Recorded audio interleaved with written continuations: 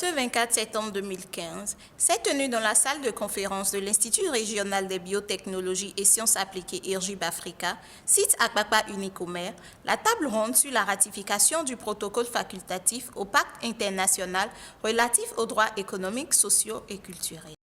Nous allons commencer la cérémonie d'ouverture avec l'exécution de l'hymne national.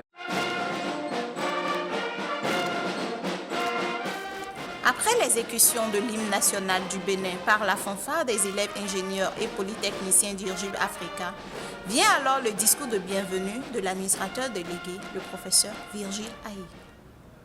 IRGIB Africa, jadis Institut régional du génie industriel, des biotechnologies et sciences appliquées, aujourd'hui université avec en son sein l'école polytechnique IRGIB Africa, membre du réseau international des écoles polytechniques et de défense, vous reçoit sur son site Unicomer d'Akpakpa dans le cadre de l'événement qui nous réunit, le plaidoyer pour la ratification par le Bénin du protocole facultatif relatif au pacte international se rapportant aux droits économiques et sociaux. Nous prions M.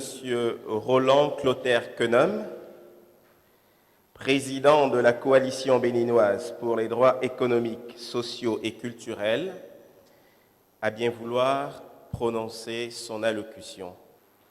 Le 24 septembre 2013, la République du Bénin a signé le protocole facultatif se rapportant au pacte international relatif aux droits économiques, sociaux et culturels.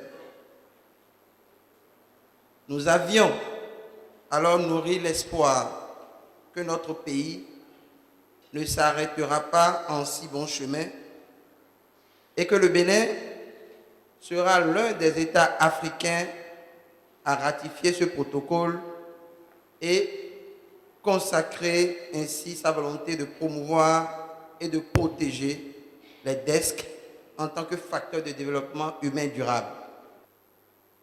Vous savez que les droits économiques, sociaux et culturels contiennent tous les éléments qu'il faut pour que l'être humain vive dans la liberté et dans la sécurité, mais aussi dans la dignité. Plusieurs communications ont été exécutées par des responsables pour permettre un état des lieux et une minutieuse analyse sur la ratification des droits économiques, sociaux et culturels au Bénin. Mars 1992.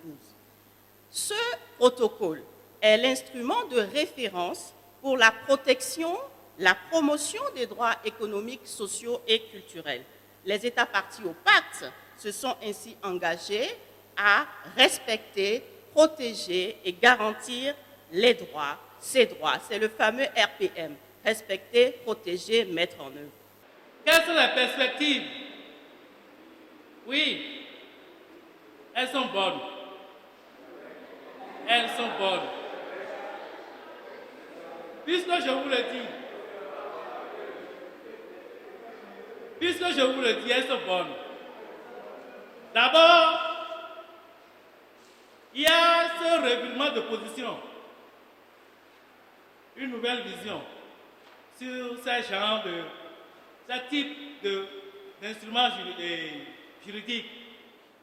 Ratifier le protocole facultatif, c'est premièrement permettre une justiciabilité accrue des droits aux individus et aux groupes d'individus de se plaindre lorsque leurs droits ne sont pas respectés dans leur cas propre.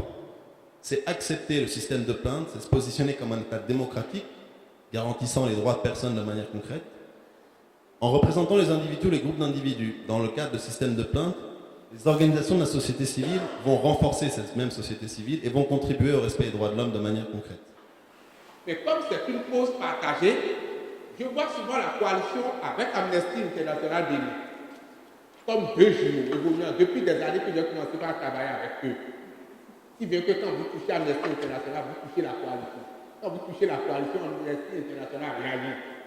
Vous dites alors pourquoi vous l'avez touché comme ça? Alors, ça veut dire qu'ils sont condamnés à évoluer ensemble. Et chaque structure a une structure exécutive, dont la mission est aussi de parvenir à la ratification. Au micro de Hermine Sosuhunto, le directeur par intérim de l'Amnesty International Bénin n'a pas manqué d'exprimer à la fin sa satisfaction et ses remerciements à l'endroit de toute l'équipe du Parce que Gilles j'étais Africa. tellement impressionné par l'accueil et par tout ce qui s'est passé, par l'animation, que je me suis dit que faire un discours solennel ne rendrait pas compte de ce que j'ai ressenti. Eh bien, à partir de ce que moi j'ai vu aujourd'hui, je pense qu'en matière de droits économiques, sociaux et culturels, IRGIB Africa, disons, pose un grand pas. À partir de ce que j'ai vu aujourd'hui, d'abord à l'accueil, à l'arrivée, il y a eu déjà une haie, disons, formée par les étudiants de IRGIB Africa. Et puis après, nous avons eu droit à l'hymne national exécuté par les étudiants de IRGIB Africa en tenue. Et après, ils ont accompagné les intermèdes et tout ça. Vraiment, moi, je félicite IRGIB Africa. Je crois que la formation que vous suivez ici à IRGIB Africa, du moins que les étudiants suivent ici à IRGIB Africa, est une formation qui pourra leur permettre de se prendre en charge très tôt dans la vie active. Et c'est très important. On ne va pas à l'école, on ne va pas à l'université pour devenir chômeur.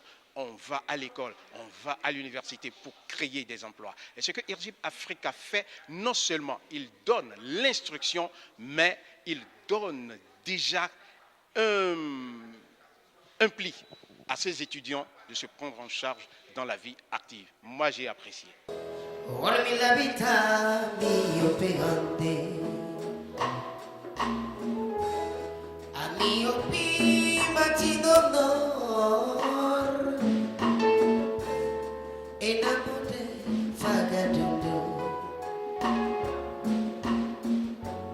Vagabonde, rosquerero,